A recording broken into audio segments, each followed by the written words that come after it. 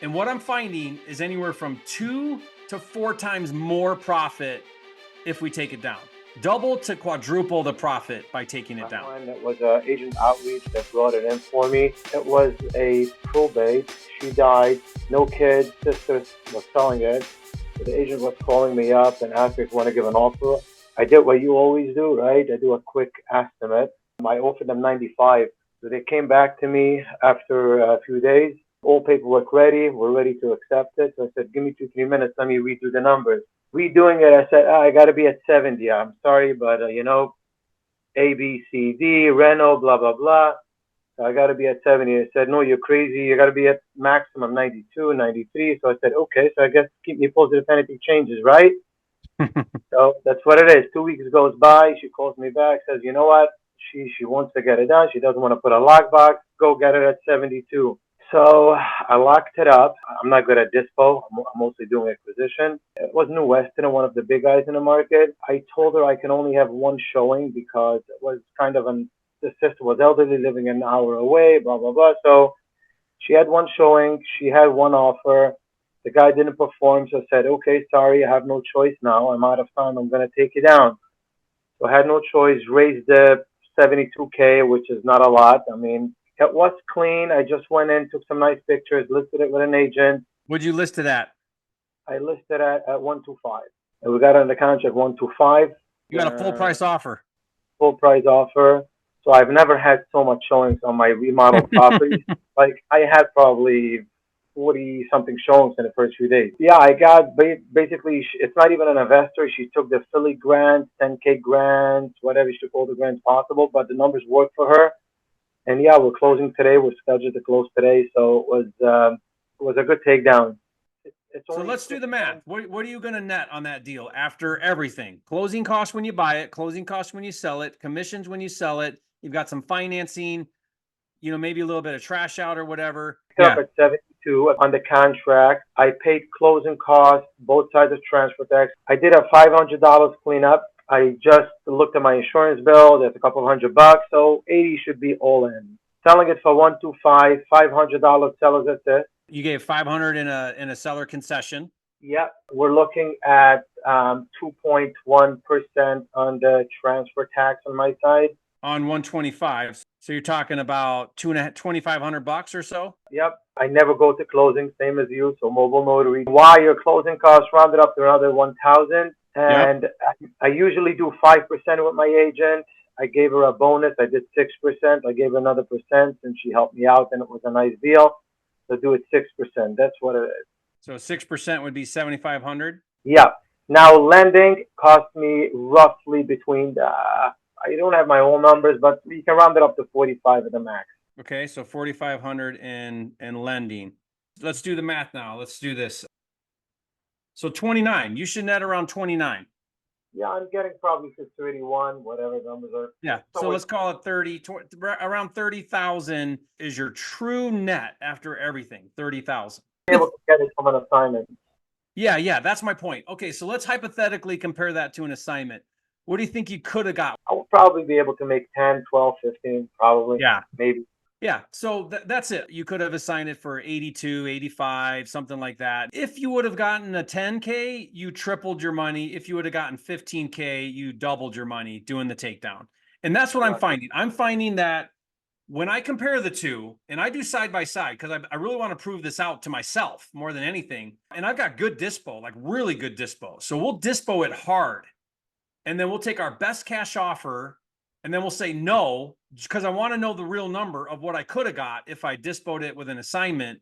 Then we'll take it down, do the whole takedown, and then we'll sit back and say, okay, how'd this play out? And what I'm finding is anywhere from 2 to 4 times more profit if we take it down. Double to quadruple the profit by taking it down. I mean, you always say everybody and their brother, right? Look at this. So I got a unique buyer that's going to live there. I would never, You would have never found them. She's not on Investor Lift. She's not on a Facebook group. She's not in an email. She's not on a cash buyer list. That's why the takedown works so well. It's the only way to find the true highest paying buyer in the market is on the MLS, because it's the only platform that has the maximum exposure. No other platform has more exposure. So any other platform or any other method is going to have limited exposure. Meaning, if it's a cash buyer list, a Facebook group, Investor Lift, any of these other places, there's buyers there for sure, without a doubt. And maybe there's one there that is a great one and you make money. What we know for sure is you haven't hit the whole market and it's not the maximum exposure. And there's a couple other things too that I love about this. Let's say you did that deal off market. You did it with an agent, which is awesome. Let's say you did that deal off market, and let's say you did that deal after January of 2025. You are in a predicament because you would have to, if you were doing the assignment, you would have to disclose to the seller that they can cancel the contract for any reason. And you would run the risk that somebody backdoors you. Somebody comes in with a higher price, your cash buyer goes around you to the seller, another wholesaler offers $500 or $1,000 more, and you get cut out. You would be running a high risk business of the seller backing out of contracts because they legally can back out for any reason whatsoever. That would be a very risky business to set up in Pennsylvania. It'd be very risky. Why would you do that? There's too much risk on your part. You spend all this money marketing and advertising, building a team, meeting sellers, making offers, running a legit company to have a contract that has no validity, to have a legally binding contract that's worthless, that isn't legally binding. You're not going to do it. No one's going to do it. Now, if you would have done that exact deal you just did, you would sit down with that seller and you would say, look, seller, I'm the buyer. I'm actually the buyer. I can prove it to you. I can waive contingencies. I can waive inspections. I can put earnest money down. I can do any of these things that I can't do when I'm doing a wholesale because I don't know if I can find a buyer and I need those options to back out. Now I can perform. And you don't have to disclose. You're not a wholesaler. You're a buyer. And all the other wholesalers that went away are gone now. And you are set up to have a real conversation with a seller. This whole thing has eliminated competition for you. You are sitting in such a good spot in Pennsylvania. Honestly, setting aside how it's wrong and it's not fair and it's not right and it's against our Constitution and it's government overreach and we hate that and all those things I'm with you, I agree with. But you don't have any control over that. This passed. This is law now. You have no control over that now. This is like the ultimate opportunity handed to you in your market right now. You just got handed in your lap since you're in that market because you're willing to adapt. Now, if you weren't willing to adapt, then you would be like everybody else trying to find an easier market and you would be going virtual or moving to another market. What you're doing is you're saying, oh no, I'm going to use this new regulation to create a bigger opportunity. And what you're going to find is you're going to find that you're buying deals even deeper because you have less competition and you have to offset your purchase with now additional cost. So, and you're taking more risk. So now ultimately, who did this regulation hurt? It hurt the seller. And that's typically how government overreach works. It actually hurts the very person they say they're protecting, which is the consumer. This is actually going to hurt the consumer, not the wholesaler. It's your credit. I know I did it, but it's still your credit. I mean, I went to the training, so it's still, I appreciate it. That's awesome. We're super proud of you. A 30K takedown is awesome on a 72 original purchase. That's phenomenal. Guys, leave a comment and say, Chiam, you're a flipping genius. How's things over there in South Carolina, baby? Well, we're going to talk about the takedown a little bit here. I know that gets you excited. Yeah, it gets me really excited. In regards to this property that I have under contract, I have a few questions regarding takedown because I truly do think takedown would be great. I think it would be a real easy flip because it's just a cosmetic flip. It doesn't need a bunch. So let me start off with this. The seller wants a escrow holdback with like a rent back agreement. And I feel like that kind of might kill the takedown model because now I can't do the quick 90-day turn. Mm-hmm. She wants to stay there for 6 weeks. So that's going to throw it for a loop a little. But in this situation, I could probably fund it. I know I can't do that at scale if I'm doing a bunch of takedown models, but in this scenario, the price is not crazy. I could probably just fund it, give her the 6 weeks, and then list it. So I was thinking I could just get traditional hard money, but I could fund the difference because I don't need the 100%. So that if you have the 10 to 20% difference that hard money won't cover, plus closing fees and stuff, that makes the takedown method super easy. The problem you run into is scale it. Like you can't scale. Yeah. So the only way to scale would be to, get PML on board, and that's how you scale. And I'm working on that. But I think for right now, I only have this one deal on the board. It's like, why throw my money away to a lender if I only have one? Now, hopefully I fall into a few more, but we'll see. Yeah, that's actually not a bad idea. One recommendation I would have, though, would be whether it's your capital or not, still factor in the cost of that capital. Okay. Because one thing you want to be careful of is you don't want to get lazy where you're depending on your money, and your money should be treated like an asset it is, meaning it all funnels back to John Dunn anyway. But I always treat my money as if I was lending this out to somebody else, what would I want it to do? And Okay. I'd want it to earn a return. Yeah, it makes sense. So just build the return in. Yeah, Yeah, that makes sense. because Right. ultimately that's what you're going to have to do deals. Okay, so next question is, this thing it's actually in relatively good shape. I mean, it's dated, like it's definitely dated. It's a 1980s home. The roof is very small roof leak, and they've got a tarp up there, so it's not currently leaking in. But what I'm thinking is, if I did the takedown method and I slapped the roof on it, then at least it might pass FHA inspection. Like, so do I open that pool of buyers even larger in that regard, or should I not really mess with it, just take it down? Yeah. So this is the hardest part of the takedown method, is transitioning from takedown to rehab, because rehabbing now is like a different model.